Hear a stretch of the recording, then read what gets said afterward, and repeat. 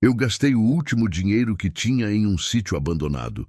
Eu era uma viúva, com 3 filhos pequenos, e nenhum lugar para ir. Quando cheguei lá, a casa estava caindo, o mato tinha engolido tudo. E no vilarejo diziam que aquela terra era amaldiçoada. Disseram que eu estava louca, disseram que eu ia perder tudo. Mas naquela noite, olhando meus filhos dormindo no chão de madeira daquela casa velha, eu tomei uma decisão. Eu não ia fugir. Eu ia lutar por aquele pedaço de terra, mesmo que o homem mais poderoso da região quisesse me tirar de lá. E foi ali que começou a história que mudou a vida da minha família para sempre. Mas antes de começarmos, deixe nos comentários de onde você está assistindo e não se esqueça de se inscrever no canal para não perder mais histórias emocionantes como essa. Capítulo 1. A terra que sobrou. Tem coisas que a gente compra com dinheiro, mas paga com a vida inteira. Eu sabia disso quando assinei os papéis. Sabia quando coloquei a caneta no papel amarelado do cartório de Dianópolis, com o nome do tabelião tremendo na minha frente, como se fosse uma visão de dentro da febre. Sabia quando o homem que me vendeu o sítio pegou o dinheiro com aquela pressa que a gente reconhece. Pressa de quem está se livrando de um peso, não de quem está fechando um bom negócio. Sabia, e assinei assim mesmo. Do lado de fora do cartório, o sol das 10 da manhã já queimava como se fosse meio-dia.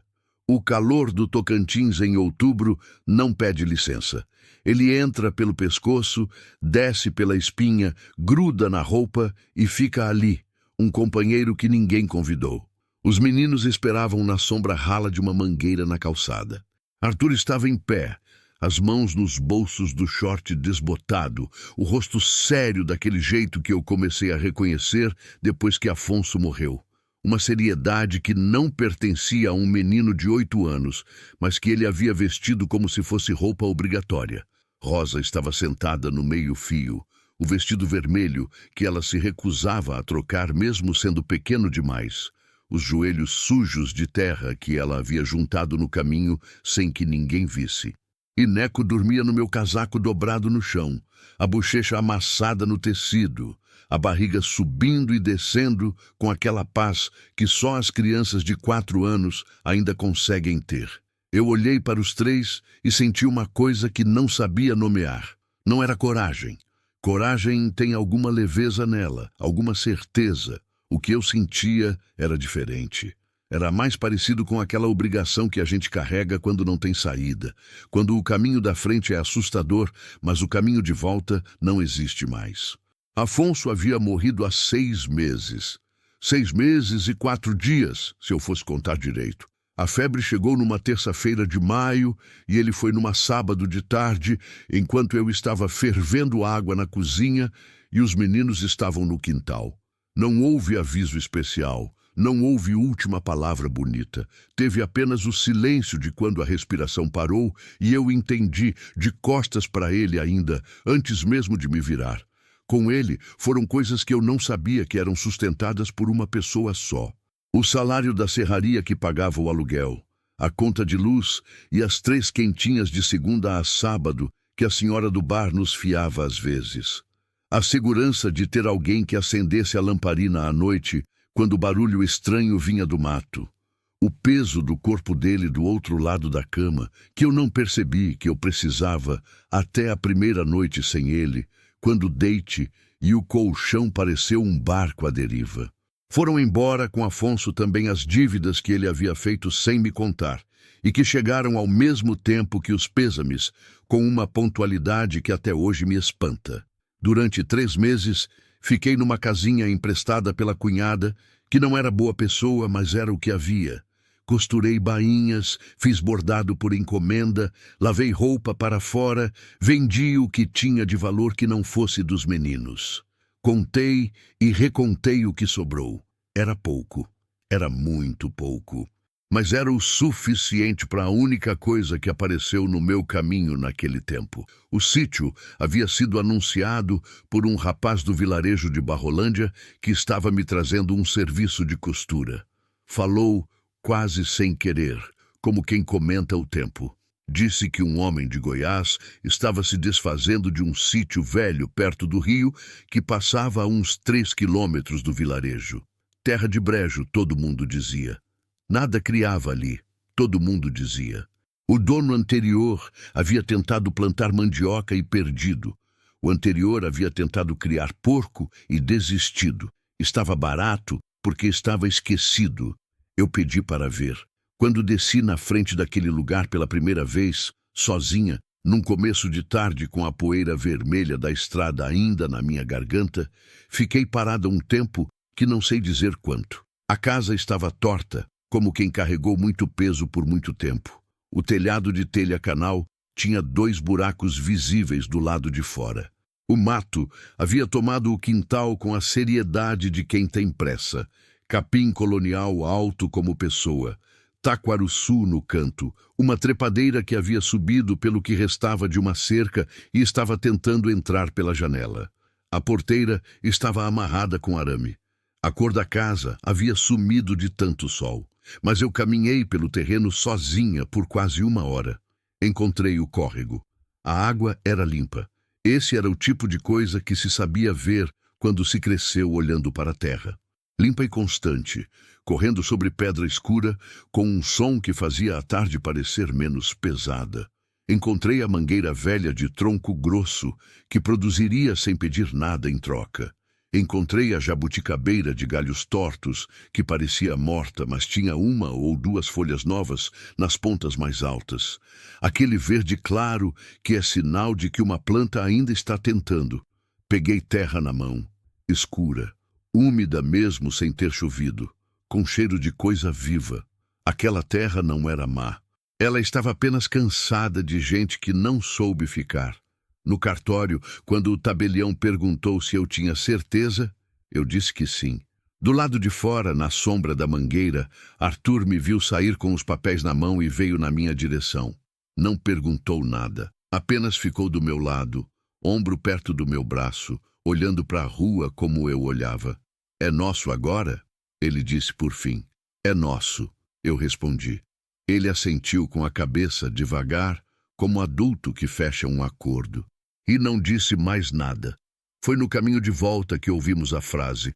Um homem que eu não conhecia bem, sentado na calçada da venda com outros 2, olhou para mim com aquela mistura de pena e escárnio que algumas pessoas usam quando estão com inveja de uma coragem que não entendem. Você acabou de jogar sua vida fora, mulher. Eu não respondi. Peguei Neco no colo, dei a mão para Rosa e segui andando pela poeira vermelha da rua principal de Dianópolis com os papéis dobrados dentro da bolsa de palha. Mas aquela frase ficou. Ficou o dia inteiro, durante a viagem de carroça até o sítio. Ficou enquanto eu abria a porteira de arame pela primeira vez como dona. Ficou enquanto os meninos desciam e ficavam parados olhando para aquela casa torta com expressões que eu não sabia ler direito. Foi Rosa quem quebrou o silêncio. Ela apontou para a jabuticabeira lá no fundo do quintal, com as 2 folhinhas verdes nas pontas dos galhos, e disse: Essa árvore está tentando. Eu olhei para ela. 6 anos, o vestido vermelho, os joelhos sujos. Tá, eu concordei. E fui abrir a casa. Naquela noite, depois que os 3 dormiram juntos no menor quarto, com as 2 velas que eu tinha trazido na mala derretendo devagar na janela, eu abri a mala no escuro. No fundo estava a carta de Afonso. Ele a havia escrito quando a febre já estava alta, numa letra que não era mais a dele, tremida e inclinada demais. Eu havia guardado sem ler. Não tinha tido coragem ainda. Peguei a carta, segurei no escuro por um tempo, depois guardei de volta. Ainda não era a hora. Fechei a mala, deitei no chão ao lado dos filhos e ouvi o Tocantins à noite. O canto dos grilos, o vento nas telhas soltas, um sapo cantando perto do córrego. Sons de lugar vivo. Aquela terra que todo mundo disse que não prestava. Que estava esperando, assim como eu. Capítulo 2. O que a terra guarda. A primeira semana naquele sítio foi como aprender a andar de novo depois de uma queda longa. Não é que a gente não saiba mais como se faz, é que o corpo ainda está com medo do chão. Cada passo tem uma hesitação no meio, uma dúvida que não existia antes. Eu acordava antes do sol com aquela sensação conhecida, aquela fração de segundo em que o sono ainda não soltou a gente completamente e tudo parece normal. A vida parece inteira, e então a consciência chega como água fria e lembra o que é real. Afonso não estava ali, nunca mais estaria. E agora havia também aquela casa torta, aquele quintal tomado pelo mato, aqueles 3 filhos dormindo no menor quarto do mundo e um papel passado em cartório dizendo que eu havia trocado tudo que tinha por isso. Me levantava assim mesmo, porque não aprendi outro jeito. O fogão, a lenha da cozinha, levou 3 dias para eu entender. Era velho, o ferro estava gasto de um lado e a chaminé tinha um ângulo esquisito que fazia a fumaça recuar quando o vento vinha do sul. Aprendi observando. Aprendi errando. Na primeira manhã a fumaça entrou toda pela cozinha e Rosa tossiu tanto que Arthur saiu com ela para o quintal com aquela expressão preocupada de pai pequeno. Na segunda manhã ficou melhor. Na terceira, eu já sabia a hora certa de abrir a pequena porta de ferro para deixar o ar circular sem deixar a brasa apagar. Eram essas as vitórias daqueles dias. Pequenas, concretas, necessárias. Enquanto o feijão cozinhava, eu ia para o quintal. O mato tinha que sair. Isso era urgente, porque a umidade embaixo do capim alto era exatamente onde cobra gosta de ficar parada esperando, e eu tinha neco de 4 anos que ainda não tinha aprendido a olhar para o chão antes de colocar o pé. Eu cortava com o facão que havia comprado, usado na ferramenta do vilarejo, um facão curto de cabo de madeira que pesava menos do que eu queria, mas era o que cabia no dinheiro que tinha sobrado. Arthur trabalhava ao meu lado com um facãozinho menor, sem reclamar, sem pedir explicação. Cortava o que podia, juntava o mato cortado em montes, esperava eu dizer onde empurrar. Rosa tinha designado para si mesma a tarefa de limpar a parte da frente da casa. Ela varrê-la com uma vassoura de palha que havia achado pendurada numa parede, velha, com metade dos galhos caídos, mas ela usava assim mesmo, com uma determinação que me aperreava e me enchia de orgulho ao mesmo tempo. Neco ficava na área, brincando com pedras que ele organizava em fileiras no chão com uma lógica que só ele entendia. Era trabalho, era cansaço real, do tipo que dói em músculo que a gente não sabia que tinha. Mas havia ali também uma coisa que eu não esperava encontrar tão cedo, uma ordem. Uma sequência de coisas que precisavam ser feitas, que dependiam de mim para acontecer, que tinham começo e fim visíveis.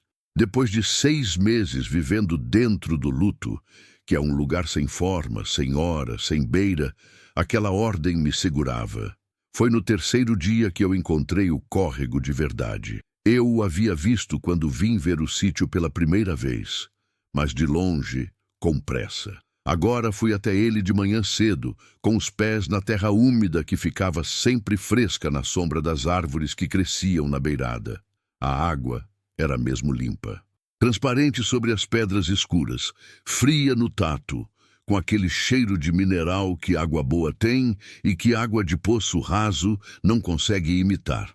Corria devagar, sem pressa, com um som constante que ficava na cabeça boa parte do dia, mesmo depois de a gente ter saído de perto. Na margem, havia uma pedra grande e plana, onde eu me sentei por um tempo sem fazer nada. Só sentei. O sol ainda estava baixo. Os pássaros faziam aquele barulho de manhã cedo que parece demais para o silêncio que havia antes. Uma garça branca estava parada na água mais abaixo, imóvel como uma estátua, esperando o peixe com aquela paciência que a gente devia aprender. Eu pensei em Afonso. Pensei que ele teria gostado daquele córrego. Ele era homem de água. Gostava de pescar mesmo quando não pegava nada. Gostava de nadar em rio. Gostava de ficar olhando para a água corrente com aquela expressão vazia que não era tristeza. Era só descanso. Pensei que Neco tinha os olhos dele, aquele castanho escuro que parecia mudar de tom dependendo da luz. Pensei que estava com saudade de uma coisa que não voltava e que a saudade ia ficar e que eu tinha que aprender a carregar ela junto com tudo o mais. Me levantei da pedra e fui trabalhar. Foi numa tarde daquela mesma semana que eu encontrei a caixa. Eu estava trocando uma tábua podre do assoalho da cozinha. A madeira havia apodrecido pelo meio, estava fofa e perigosa, e eu não queria que Neco pisasse e afundasse o pé. Levantei a tábua com a alavanca improvisada de um pedaço de ferro que havia achado no fundo do paiol, e embaixo, no espaço entre o assoalho e a terra batida, havia uma caixa de lata, quadrada, enferrujada nas bordas, fechada com uma presilha de metal que cedia com um pouco de força. Eu fiquei parada, olhando para ela por um tempo antes de pegar. Tinha uma coisa em abrir o que pertenceu a outra pessoa. Uma intimidade que não foi pedida, mas peguei assim mesmo, levei para a mesa e abri com cuidado. Dentro havia um envelope de papel pardo, dobrado 2 vezes, com o nome escrito à mão numa tinta que havia desbotado para um marrom cor de terra. Não havia nome de destinatário, apenas uma data, tão velha que eu tive que calcular. Havia mais de 20 anos. A carta era de um homem chamado Tertuliano, que havia sido dono daquele sítio antes do homem que me vendeu. A letra era firme, de quem aprendeu a escrever com capricho e fazia questão de não esquecer. E o que estava escrito ali me fez ficar sentada na cadeira sem me mexer por um bom tempo. Tertuliano escrevia para um filho que nunca havia conhecido. Contava que aquela terra havia sido colocada em nome de uma família por causa de uma dívida de honra. Uma dívida com o pai de alguém que havia ficado em silêncio quando podia ter falado, que havia guardado um segredo que não era seu para guardar, e que, ao guardar, havia perdido o emprego e a confiança de pessoas que dependiam dele. Esse homem nunca pediu nada em troca, nunca cobrou, nunca reclamou, viveu com o prejuízo sem dobrar. E Tertuliano, que havia carregado aquela dívida por anos, havia deixado a terra como pagamento. Aquele homem do silêncio era meu pai. Eu li 2 vezes. 3 vezes.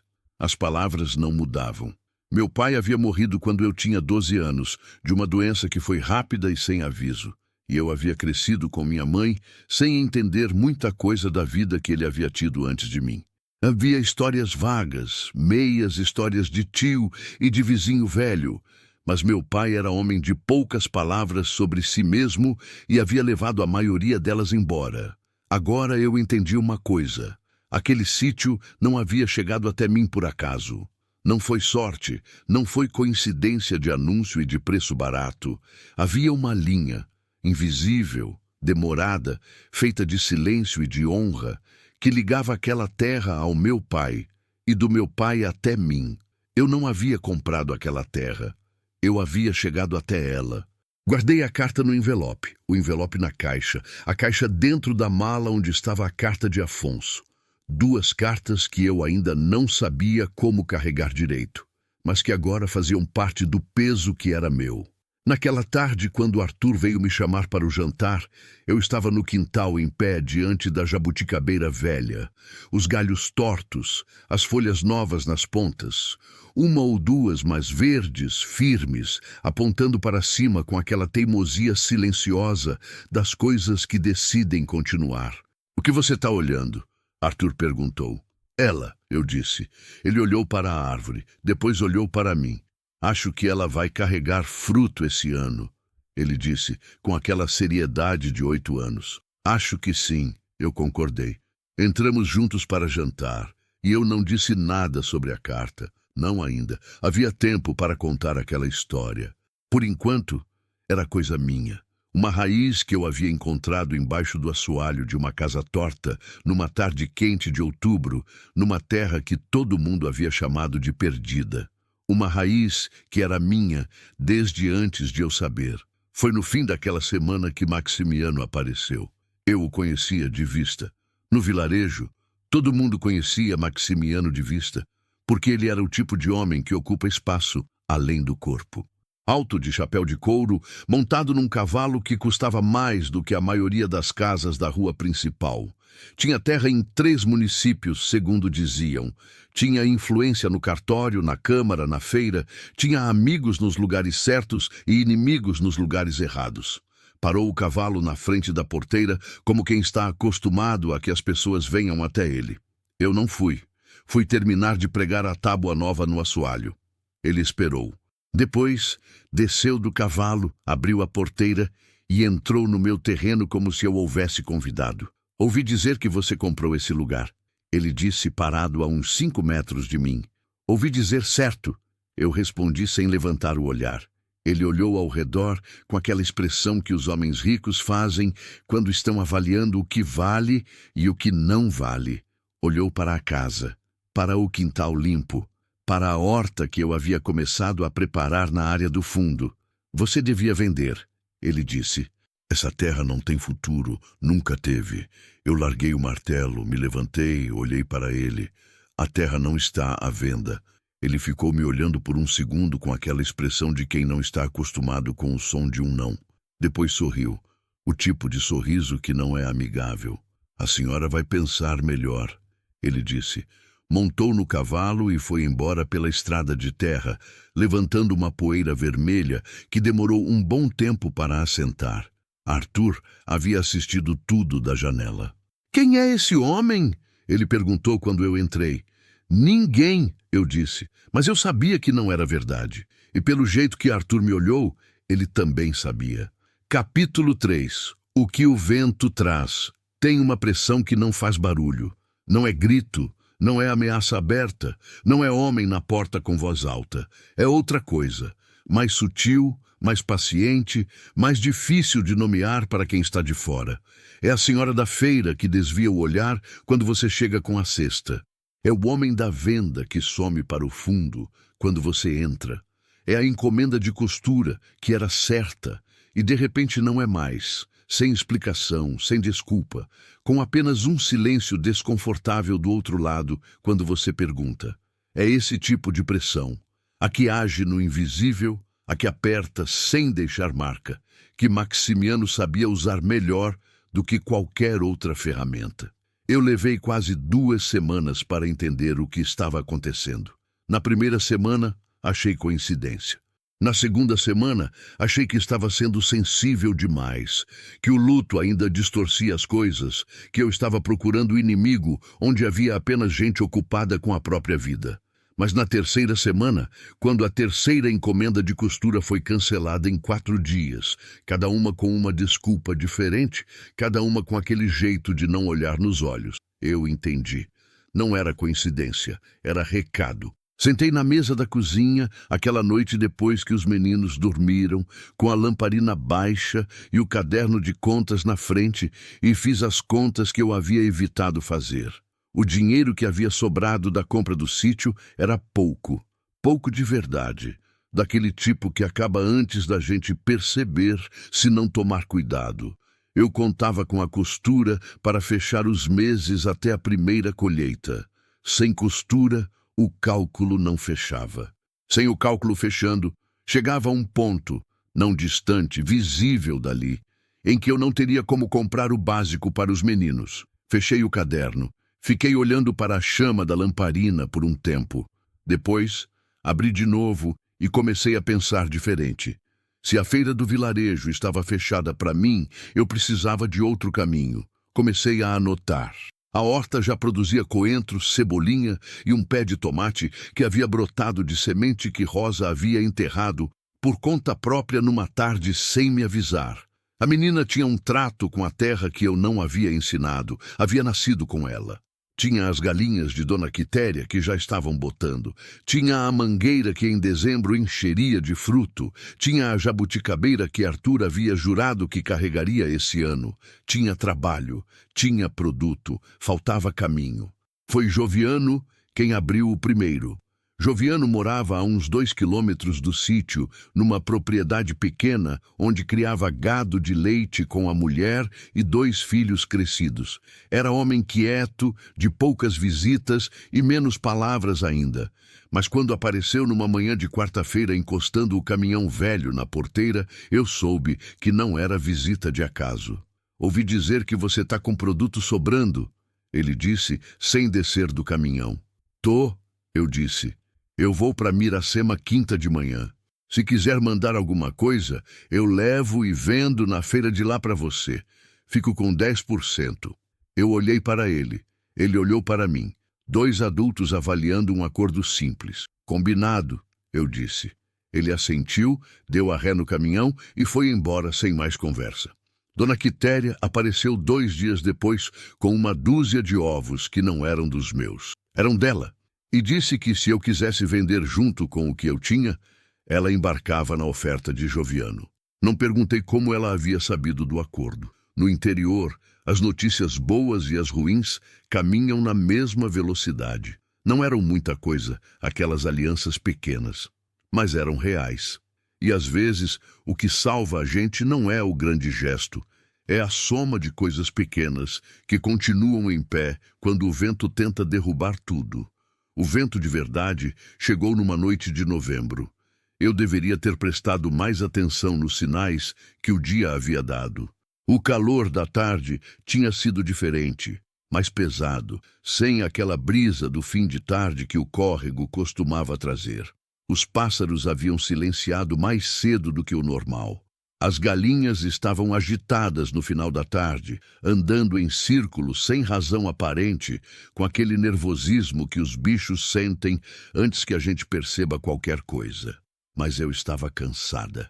Tinha costurado até às 8 da noite, servido o jantar, banhado Neco, que havia se lambuzado de lama na beira do córrego durante a tarde, ouvido Rosa recitar as tabuadas que ela estava aprendendo com um livro que Arthur havia trazido da escola do vilarejo, e quando os 3 finalmente dormiram, eu havia sentado por 2 minutos na cadeira da cozinha e dormido ali mesmo, com a cabeça tombando para o lado.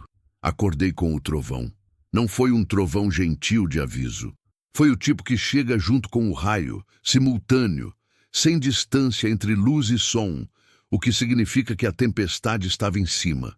Me levantei num salto e fui fechar as janelas de madeira que eu não havia fechado porque a noite havia sido quente. A chuva já entrava pela fresta antes de eu conseguir prender o ferrolho. Água fria no rosto, no braço, escorrendo pelo chão de madeira. Fechei tudo o que havia para fechar, mas a casa era velha, e casa velha em tempestade tem seus próprios planos. A telha, que havia sido o meu maior medo desde que cheguei, a do canto do quarto onde os meninos dormiam, a que eu havia olhado 100 vezes, sabendo que estava frouxa, mas sem ter ainda o material para trocar, essa telha cedeu, não caiu inteira. Levantou de um lado, abriu uma boca no telhado e a chuva entrou com aquela força que a chuva do Tocantins tem quando decide entrar. Um fio primeiro, depois 2, depois um jorro que batia no chão de madeira e espirrava nas paredes. Arthur acordou antes de mim chegar no quarto. Estava em pé no escuro, de pijama, olhando para o teto com aquela calma assustadora que ele havia desenvolvido. A calma de quem aprendeu cedo que entrar em pânico não resolve nada. A telha, ele disse. Eu sei, eu disse. Rosa dormia ainda, encolhida num canto da cama longe da goteira, como se o corpo dela houvesse percebido o perigo antes da consciência. Neco havia acordado com o trovão e estava sentado com o cobertor puxado até o queixo, olhando para mim com aqueles olhos de Afonso, esperando que eu tivesse solução. Eu precisava ter solução. Puxei a cama para longe da área molhada, coloquei a bacia de alumínio embaixo da goteira maior. Peguei o balde da cozinha para a segunda. Arthur me ajudava sem eu precisar pedir, movendo o que eu apontava, segurando a lamparina para eu enxergar. Neco ficou na cama com Rosa, que havia acordado, e abraçado o irmão por instinto, os 2 juntos debaixo do cobertor, como um animal pequeno se protegendo. A chuva durou 3 horas. 3 horas de trovão constante, de vento que tentava as janelas, de chuva que batia no telhado, com o som de 1000 pedrinhas jogadas ao mesmo tempo. Eu fiquei acordado o tempo todo, trocando bacia por balde quando enchia, espremendo pano, verificando o resto do telhado com a lamparina levantada para enxergar melhor. Arthur ficou acordado comigo até a meia-noite, quando eu disse que ele fosse dormir, e ele foi sem protestar. Exausto, deitando no chão ao lado da cama, porque a cama estava parcialmente ocupada pela bacia. Quando a chuva parou, o silêncio que veio depois era diferente do silêncio de antes. Era o silêncio de depois de esforço, pesado, limpo. Eu me sentei no chão do quarto molhado, com as costas na parede e fiquei olhando para os 3 filhos dormindo. E foi naquele momento, só molhada, com as mãos frias e a lamparina quase no fim, que o peso chegou de verdade. Não o peso do telhado ou da goteira ou da noite sem dormir. O outro peso, o que eu carregava desde maio, desde aquele sábado de tarde em que me virei na cozinha e entendi o que o silêncio significava. A saudade de Afonso bateu naquela noite com uma força que eu não estava esperando. Talvez porque eu estava exausta demais para manter a defesa erguida. Veio a imagem dele consertando coisa em casa. Ele gostava de consertar, era metódico, cuidadoso, o tipo de homem que aperta o parafuso 2 vezes para ter certeza. Se ele estivesse ali, a telha já estaria trocada há semanas. Se ele estivesse ali, eu não estaria sozinha no chão molhado às 3 da manhã, com 3 filhos dormindo e um buraco no telhado e um homem de chapéu de couro querendo tomar o que era meu. Chorei. Não foi choro contido, não foi aquele choro silencioso de quem não quer acordar ninguém. Foi o choro que sai quando a gente não tem mais como segurar, aquele que vem do fundo e machuca a garganta de tão verdadeiro. Botei a mão na boca para abafar. Chorei assim, com a mão na boca, sozinha no chão, enquanto os grilos lá fora recomeçavam o canto como se a tempestade nunca houvesse acontecido. Depois, passou. Esse tipo de coisa sempre passa, mesmo quando parece que não vai. Me levantei. Fui à cozinha, fiz água quente no fogão que havia sobrevivido à noite, tomei o charralo que havia sobrado das folhas de erva cidreira que Rosa havia plantado no canteiro. Fiquei na janela da cozinha, olhando o céu depois da chuva. Aquele azul escuro de madrugada que parece mais perto do que o céu de dia. Amanhã eu ia precisar de telha, ia precisar de dinheiro para telha, ou de alguém que tivesse telha sobrando, ou de criatividade para resolver o problema de outro jeito. Mas isso era amanhã. Por aquela noite, o chá estava quente. O telhado havia aguentado o suficiente. Os 3 filhos estavam dormindo. Era o suficiente para agora. A telha foi Joviano quem resolveu. Apareceu na manhã seguinte com 4 telhas no banco do caminhão e o filho mais velho ao lado para ajudar a subir no telhado. Não perguntou se eu precisava. Havia visto ou ouvido ou simplesmente adivinhou. Deixou o filho trabalhar enquanto tomava café na minha cozinha sem dizer muito, apenas comentando o tempo, a colheita, a estrada que havia ficado ruim depois da chuva. Antes de ir, parou na porteira. Maximiano andou falando na venda que essa terra vai ser dele antes do Natal. Ele disse sem me olhar, como quem comenta o tempo de novo. Eu não respondi imediatamente. Andou falando errado, então. Eu disse por fim. Joviano assentiu. Subiu no caminhão. Foi embora.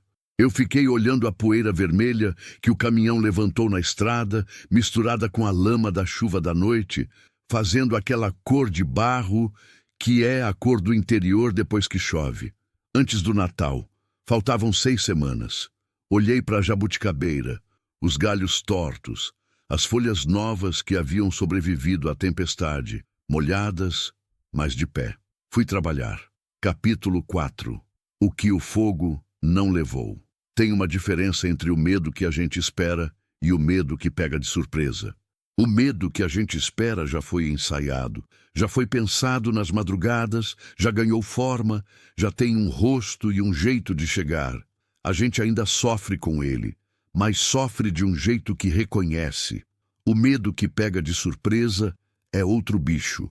Ele chega antes do pensamento, antes da palavra, antes de qualquer coisa que seja raciocínio. Ele chega pelo nariz. Foi assim que acordei naquela noite de novembro. Quase 2 semanas depois da tempestade, cheiro de fumaça. Não o cheiro manso de brasa de fogão, não o cheiro familiar de lenha queimando devagar que a gente aprende a ignorar quando mora com fogão a lenha. Era o outro cheiro, o cheiro largo, o cheiro que ocupa o ar inteiro, O cheiro que o corpo reconhece como perigo antes que a cabeça diga qualquer coisa. Me levantei da cama e já estava na porta do quarto quando Arthur apareceu no corredor. Ele havia acordado antes de mim. Estava descalço, de pijama, os olhos ainda pesados de sono, mas o rosto já com aquela expressão que eu conhecia, a expressão de quem está avaliando o tamanho do problema antes de decidir como reagir. Tinha 11 anos na cara, mas os olhos eram de gente mais velha. "Mãe", ele disse, "tem fogo lá fora." Eu já sabia. Já estava indo. Abri a porta dos fundos e o calor veio antes da imagem. Não o calor brando de noite quente do Tocantins. O calor que empurra, que faz a gente fechar os olhos por instinto. O paiol estava pegando. Não era uma chama pequena, não era começo de fogo que a água de um balde resolve. Era um fogo que já havia decidido o que queria, que havia tomado as paredes de madeira seca e o teto de palha velha com aquela rapidez que fogo tem quando encontra o combustível certo. As chamas eram alaranjadas e altas, e no escuro da madrugada pareciam maiores do que provavelmente eram, iluminando metade do quintal com aquela luz que oscila e que faz tudo parecer um pesadelo de febre. Eu corri. Não parei para pensar. Não parei para calcular o que havia dentro do paiol. A colheita seca de feijão que havia juntado ao longo das semanas, as ferramentas, os sacos de semente que eu havia comprado fiado e que representavam a plantação do próximo ciclo. Corri para o córrego. Peguei o balde que ficava pendurado no gancho perto da beira, mergulhei na água fria, corri de volta, joguei a água. O fogo recuou 1 palmo e avançou 2. Voltei ao córrego. Arthur estava atrás de mim, com a bacia de alumínio que havia sido usada na tempestade. Não havia mandado ele me seguir. Ele havia vindo porque era quem ele era, o filho que não espera instrução quando há trabalho a fazer. Encheu a bacia, correu junto comigo, jogou a água no mesmo movimento que eu joguei a minha. De novo. De novo. De novo. Não sei quantas viagens fizemos. Meu pé esquerdo torceu numa pedra escorregadia da beira do córrego na 3ª ou 4ª ida, e a dor veio aguda e real, mas eu continuei andando porque parar não era uma opção que eu havia incluído na lista. As mãos ardiam, não do fogo, mas do balde molhado e do esforço de encher e correr e jogar, encher e correr e jogar, num ritmo que era desespero com forma de trabalho. O paiol foi perdido assim mesmo. Eu sabia quando parou de ser possível salvar. Há um momento no fogo quando a estrutura cede de um lado e a chama muda de som. Um estralo diferente, mais fundo, em que qualquer pessoa que já viu fogo sabe que acabou. Parei. Fiquei parada com o balde vazio na mão, o pé doendo, a cara quente, olhando o paiol arder até o fim. Arthur parou do meu lado. Os dois ficamos ali sem falar. Atrás de nós, Rosa havia saído com Neco no colo. Ela havia acordado com o barulho e havia pego o irmão antes que ele acordasse sozinho e ficasse desorientado no escuro. Um gesto de criança velha que me apertou o coração quando eu me virei e vi os dois na porta dos fundos da casa. Rosa, com 6 anos, segurando Neco de 4. Os dois olhando para o fogo com aqueles olhos que eu nunca vou esquecer enquanto viver. O paiol ardeu até virar uma estrutura preta e fumegante, a colheita de feijão. As ferramentas, os sacos de semente, a enxada velha que havia sido de Afonso e que eu havia trazido porque era dele. Tudo. Me sentei no chão do quintal com o balde ainda na mão. Não chorei, não naquele momento. Às vezes a dor é grande demais para caber em choro imediato. Ela fica parada dentro da gente como água que não acha saída, pesada e quieta esperando. Rosa veio com Neco e sentou do meu lado. Neco estava acordado agora, olhando para as brasas com aquela expressão de criança pequena que não entende o tamanho do que viu, mas sente que é grande. Depois de um tempo, ele colocou a cabeça no meu ombro sem dizer nada. Ficamos os 4 sentados no quintal, olhando para o que sobrou do paiol. Foi Rosa quem falou primeiro. Ela disse de um jeito simples, com aquela voz direta de criança que ainda não aprendeu a suavizar a verdade para poupar o outro. A gente ainda tem a casa. Olhei para ela. Ela não estava tentando me consolar com palavras bonitas. Estava constatando um fato. A casa estava de pé. O córrego estava correndo. A horta estava intacta. A jabuticabeira estava de pé com os galhos tortos e as folhas novas. Tá certo, eu disse. E era verdade. Tínhamos perdido o paiol e o que havia dentro. Mas tínhamos a terra. Tínhamos a casa. Tínhamos uns aos outros. E havia uma diferença enorme entre perder tudo e perder parte das coisas. Mesmo quando a parte perdida dói como se fosse tudo. Arthur ficou em silêncio por um longo tempo.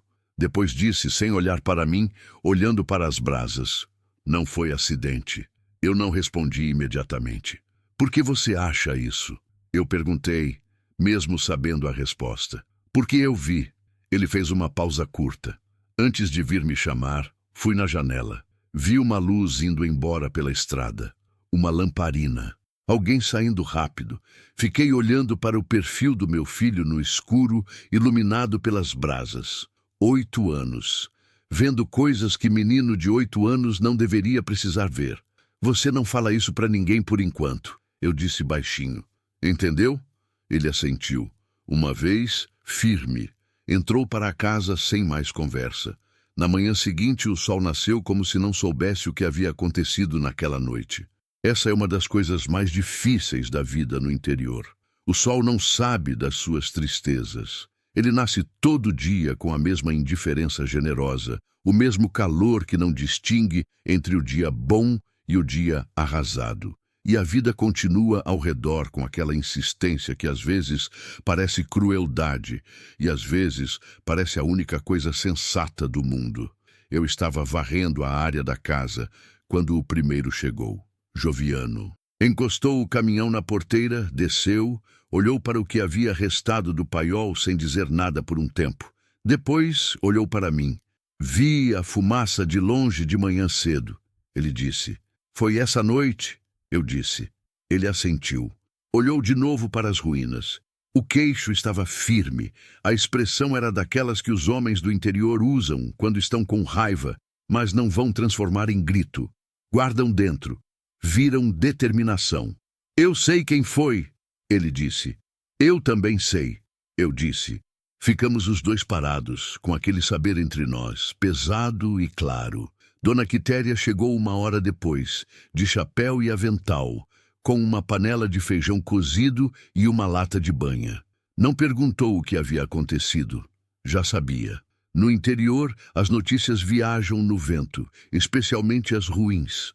Colocou a panela na minha cozinha, abraçou Rosa sem cerimônia, beliscou a bochecha de Neco e disse para mim com aquela voz de matriarca que ela tinha: "Você não está sozinha nisso, minha filha." Não respondi porque a garganta fechou. Ela entendeu sem que eu precisasse falar. Ao longo da manhã, chegaram outros.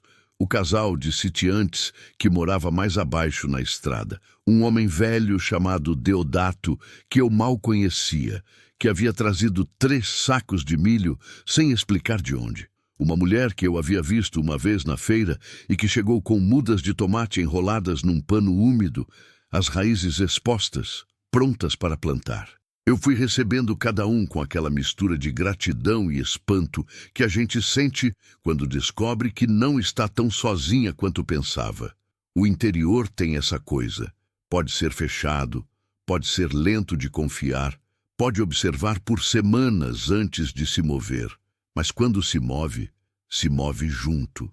E quando se une contra uma injustiça que todo mundo reconhece, mas ninguém havia nomeado ainda em voz alta, essa união tem uma força antiga e sólida que nenhum homem de chapéu de couro e dinheiro em 3 municípios consegue comprar. Foi Joviano quem disse o nome primeiro, naquela manhã, sentado na minha varanda com outros 3 homens que haviam chegado. Maximiano fez isso. Ninguém contestou, porque todos sabiam. E porque todos tinham uma história parecida guardada. Uma pressão sofrida, uma terra quase perdida, uma ameaça velada que havia ficado sem resposta por medo de represália. Aquele fogo havia queimado o meu paiol. Mas havia acendido também alguma coisa naquelas pessoas que o tempo e o medo haviam mantido apagada. Deodato, o homem velho que eu mal conhecia, falou devagar, com a voz de quem está abrindo uma gaveta que ficou fechada por muito tempo. Ele fez o mesmo com meu irmão, há 8 anos. Meu irmão vendeu a terra por quase nada porque tinha medo. Saiu daqui sem ter para onde ir. Silêncio. Outro homem disse: com a família da Generosa, foi pressão de outra forma. Espalharam que a terra dela tinha problema de escritura. Não era verdade. Mas ela não tinha dinheiro para brigar na justiça. Mais silêncio. Histórias que haviam ficado dentro de cada um, separadas, guardadas com aquela resignação de quem acha que a injustiça sofrida é particular, quando na verdade é sistema. Ali, naquela manhã, depois de um incêndio criminoso num paiol de viúva com 3 filhos, elas começaram a sair. Arthur estava sentado no degrau da varanda ouvindo tudo. Eu deveria tê-lo mandado para dentro, mas não mandei, porque havia algo acontecendo ali que ele precisava ver. Precisava aprender o jeito como as coisas mudam. Não com um gesto grande e heróico, não com um discurso, mas com pessoas sentadas numa varanda, no calor do interior, contando as histórias que tinham guardado, descobrindo que não estavam sozinhas. Naquela tarde, depois que todos foram embora, eu fui ao fundo do quintal. Fiquei parada diante da jabuticabeira por um tempo, os galhos tortos, as folhas novas. E ali, eu precisei chegar perto para ver, precisei olhar com atenção, pequenos pontos escuros nas pontas dos galhos mais altos. Não eram folhas, eram brotos de fruto. Minúsculos, quase invisíveis, mas reais. Arthur havia acertado. Ela ia carregar fruto esse ano. Voltei para dentro, abri a mala, tirei as 2 cartas, a de Tertuliano e a de Afonso, e coloquei as 2 na mesa da cozinha, lado a lado, sem abrir nenhuma. Fiquei olhando para elas por um tempo. Depois peguei a carta de Afonso. E dessa vez abri. A letra estava tremida, difícil, mas legível. Ele havia escrito pouco. Afonso nunca foi homem de palavras longas. Havia uma parte sobre os meninos, coisas que ele queria que eu dissesse a cada um quando fossem maiores. Havia uma parte sobre dívidas que eu já havia resolvido. E no final, quase no fim da folha, havia uma frase que eu li 3 vezes antes de conseguir respirar direito. Se um dia você tiver medo, lembra que nossos filhos vão precisar da sua coragem. Não da coragem que não sente medo, da outra, a que sente tudo e vai assim mesmo. Dobrei a carta. Fiquei com ela na mão por um tempo. Lá fora, Rosa estava regando o canteiro de coentro. Neco corria atrás das galinhas com os braços abertos, gritando de alegria toda vez que elas desviavam dele. Arthur estava sentado na pedra grande perto do córrego, olhando para a água com aquela expressão contemplativa que era tão dele, tão de Afonso também. Guardei a carta no bolso do avental. Ia ficar comigo dali em diante. Capítulo 5. O que fica? Tem coisas que mudam a gente sem fazer barulho. Não é a tempestade que transforma. A tempestade só mostra o que já estava lá, o que a gente era antes mesmo de o vento chegar. A transformação de verdade é mais quieta. Acontece numa manhã comum, quando a gente está fazendo alguma coisa simples, varrendo o chão, fervendo água, plantando uma muda. E de repente percebe que está fazendo aquilo de um jeito diferente, com menos peso. Com uma leveza que não estava lá antes e que chegou sem avisar, sem pedir permissão, sem que a gente soubesse exatamente quando entrou. Foi assim que dezembro chegou no sítio. Não com fanfarra, não com virada dramática. Chegou com o calor aumentando mais 1 grau, com as cigarras que no Tocantins de dezembro cantam sem parar do meio-dia até o fim da tarde, com a mangueira velha do quintal que começou a encher de frutos verdes que em poucas semanas ficariam amarelos e pesados. Chegou com Neco aprendendo a falar o nome das galinhas que havia inventado, branca, preta, malhada, grossa, que era a mais gorda, e chamando cada uma em voz alta pela manhã com uma seriedade de pastor pequeno que fazia Rosa morrer de rir. Chegou com Arthur voltando da escola do vilarejo numa tarde com um caderno novo que a professora havia dado, e com uma expressão no rosto que eu não via desde antes de Afonso morrer. Uma expressão leve, quase surpresa, como se ele estivesse descobrindo que podia ser menino ainda. E chegou com a jabuticabeira carregada. Arthur havia acertado desde o princípio. Os pontinhos escuros que eu havia visto nos galhos depois do incêndio foram crescendo devagar, ao longo das semanas, com aquela paciência que as frutas têm e que a gente aprende a respeitar quando depende da terra para comer. Em dezembro, antes do Natal, os primeiros caroços já estavam maduros. Aquele roxo escuro, quase preto da jabuticaba boa, grudados diretamente no tronco e nos galhos mais velhos, redondos e firmes, com aquela casca fina que estoura entre os dentes. Rosa foi a primeira a provar. Colheu um punhado, colocou um na boca e ficou com uma expressão de quem provou uma coisa que não esperava. Depois olhou para mim e disse simplesmente: "É doce." Isso foi tudo que ela disse. Mas o jeito que disse, com aquela surpresa de quem descobriu que o mundo ainda guarda coisas boas, foi suficiente para que eu tivesse que virar o rosto para não deixar ela ver meus olhos. Colhemos as jabuticabas juntos, os 4, numa manhã de sábado. Neco não alcançava os galhos mais altos e ficava na ponta dos pés, sério e concentrado, tentando com toda a força do corpo de 4 anos. Arthur colhia com método, passando de um galho para o outro, contando os frutos como quem está fazendo o inventário. Rosa comia quase tanto quanto colhia, com um sorriso que manchou os cantos da boca de roxo. Eu colhia devagar e pensava em coisas que não couberam nos meses anteriores. Pensava no meu pai, no silêncio que ele havia guardado e que havia se transformado naquela terra, naquela árvore, naqueles frutos. Pensava que, às vezes, a herança que a gente recebe não tem forma de dinheiro nem de objeto. Tem forma de possibilidade. Tem forma de uma terra que esperou pela pessoa certa para florescer.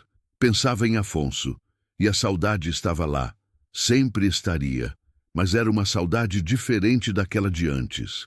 Menos rasgada, mais assentada, como terra que a chuva bateu muito e que depois de secar ficou mais compacta, mais firme, mais capaz de sustentar o que vem plantar nela. Foi Joviano quem trouxe a notícia, numa tarde de meados de dezembro. Chegou com o caminhão mais devagar do que de costume, encostou na porteira e ficou sentado dentro por um momento antes de descer, o que eu já havia aprendido a reconhecer como sinal de que o que ele trazia era importante. "O caso foi para o tabelião da comarca", ele disse, quando chegou até a varanda.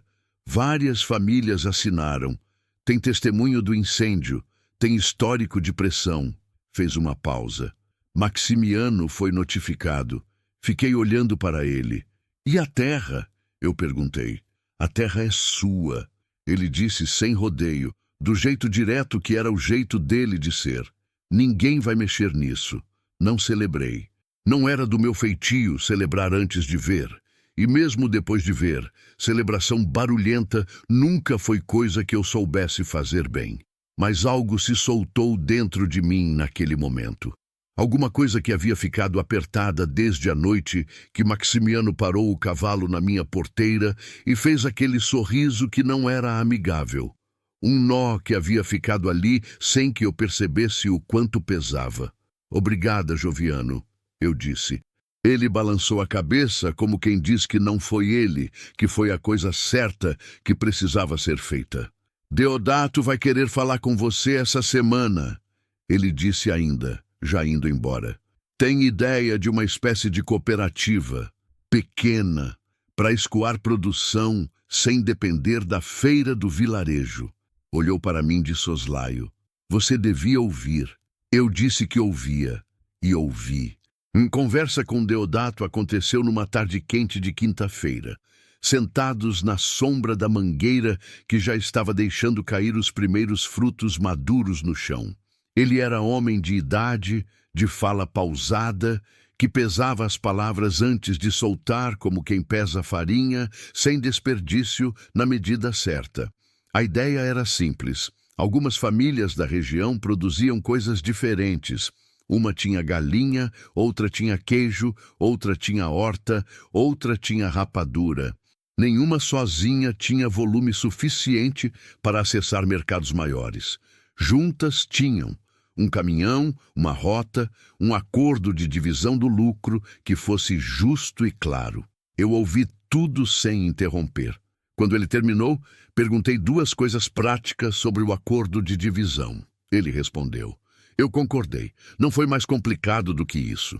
Às vezes, as coisas certas têm uma simplicidade que a gente confunde com insignificância, porque está acostumada com a ideia de que o que é importante precisa ser difícil. Mas nem sempre é. Às vezes, é apenas uma conversa à sombra de uma mangueira, entre duas pessoas que decidiram tentar juntas o que não conseguiram sozinhas. No Natal, pela primeira vez desde a morte de Afonso, fiz ceia. Não foi ceia grande. Não havia condição para ceia grande, mas foi ceia real. Galinha caipira que eu havia guardado para a ocasião, arroz com pequi que Dona Quitéria havia ensinado a fazer, farofa com bacon que Rosa havia ajudado a temperar com aquela mão generosa que ela tinha com sal.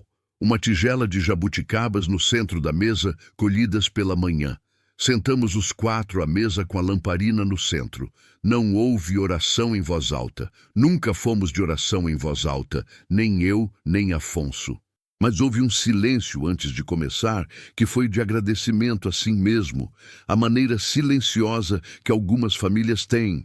Um silêncio que diz o que as palavras não precisam dizer. Neco perguntou, no meio da ceia, com a boca cheia de arroz. Pai, tá vendo a gente? A mesa ficou quieta. Rosa olhou para mim. Arthur olhou para o prato. Eu pensei antes de responder. Não queria mentira bonita. Não queria resposta de adulto que desvia porque a verdade dói. Mas também não queria brutalidade desnecessária com um menino de 4 anos na noite de Natal. Eu acho que sim, eu disse por fim. Do jeito que as pessoas que a gente ama ficam com a gente mesmo quando vão embora. Do jeito que a gente pensa nelas e elas aparecem. Neco considerou isso com aquela seriedade de criança pequena que pesa as respostas dos adultos com uma honestidade que os adultos já perderam. Então ele viu as jabuticabas. Ele disse. Viu, eu disse. E ele voltou a comer satisfeito, o assunto resolvido à maneira dele. Arthur levantou os olhos do prato e me olhou por um segundo. Um olhar rápido, mas que carregava muita coisa. 8 anos de coisa, 6 meses de coisa. Uma noite de incêndio, uma tempestade com goteira, um homem de chapéu de couro numa porteira, um paiol em cinzas e ainda assim ali, a mesa com comida, com a casa de pé, com a terra do lado de fora escura e fértil e deles. Eu pisquei para ele. Ele desviou o olhar, mas eu vi o canto da boca mover. Janeiro chegou com chuva boa, não a chuva violenta de novembro que havia levantado a telha e inundado o quarto. Chuva mansa de verão do cerrado, aquela que cai devagar e entra fundo na terra, que não corre nem leva, fica. A horta cresceu como se estivesse com pressa de recuperar o tempo perdido. O canteiro de Rosa estava irreconhecível de tão cheio. Coentro, cebolinha, pimentão, que ela havia plantado sem me perguntar e que havia nascido com uma abundância que me surpreendeu. As galinhas de Neco andavam pelo quintal com aquele ar satisfeito de bicho bem cuidado. A primeira entrega da cooperativa aconteceu numa quarta-feira cedo, com o caminhão de Joviano carregado de produtos de 4 famílias. Eu havia mandado ovos, jabuticaba em calda que eu havia aprendido a fazer com Dona Quitéria, e um queijo que havia tentado pela primeira vez e que ficou torto, mas saboroso. Joviano voltou no final do dia com o dinheiro dividido na medida combinada, sem falta, sem conversa torta. Peguei a parte que era minha e fiquei olhando para as cédulas na mão por um momento. Não era muito. mas era meu. Feito com a minha terra, com o trabalho dos meus filhos, com as mãos que eu tinha. Era diferente. Guardei o dinheiro na lata que havia substituído a caixa de Tertuliano, que eu havia colocado em lugar seguro, junto com a carta de Afonso, numa caixinha de madeira que Arthur havia feito na escola numa tarde de trabalho manual e me dado sem cerimônia, dizendo que eu precisava de um lugar melhor para guardar papel importante. 8 anos, fazendo caixinha de madeira para a mãe guardar as coisas que importam. Numa tarde de fevereiro, sozinha no quintal enquanto os meninos estavam na escola, fui até a jabuticabeira. Estava mais vazia agora. A maioria dos frutos havia sido colhida, vendida, comida, transformada em calda. Mas a árvore estava bem. Os galhos tortos tinham aquele ar satisfeito de coisa que cumpriu o que veio fazer na estação. E nas pontas mais altas, já os primeiros sinais do próximo ciclo. Folhas novas, aquele verde claro e confiante de começo. Coloquei a mão no tronco. A casca era áspera, grossa, com aquelas marcas do tempo que as árvores velhas têm e que contam uma história que ninguém mais lembra em palavras. Quantos anos aquela árvore estava ali? Antes de Tertuliano, antes do homem que vendeu para mim, antes de todos que haviam passado por aquela terra e não ficado. Ela estava, crescendo torta, mas crescendo, dando fruto nos anos que o clima deixava, guardando força nos que não deixavam. Continuando, tirei a mão do tronco. Olhei para o sítio de onde estava, a casa que estava menos torta agora, com as telhas trocadas e uma janela nova que Joviano e o filho haviam ajudado a colocar. A horta de rosa verde e generosa. O galinheiro de Neco que havia ganhado uma cerca melhor.